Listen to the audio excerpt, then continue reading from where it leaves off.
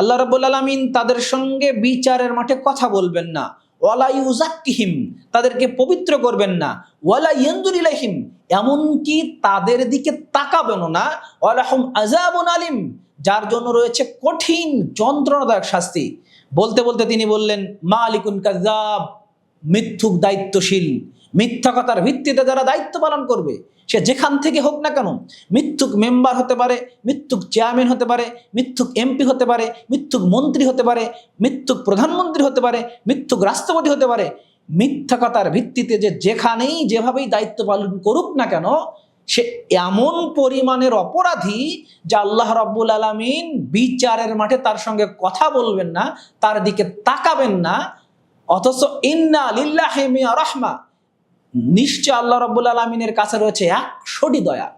আনজালা মিনহা রাহমাতান ওয়াহিদাতান, সেখান থেকে মাত্র একটা দয়া আল্লাহ রাব্বুল আলামিন পৃথিবীতে দিয়েছেন সমস্ত প্রাণীর মাঝে। অথচ বাকি 99 ভাগ দয়া আল্লাহ রাব্বুল আলামিন রেখেছেন নিজের কাছে বিচারের মাঠে মানুষকে ক্ষমা করার জন্য।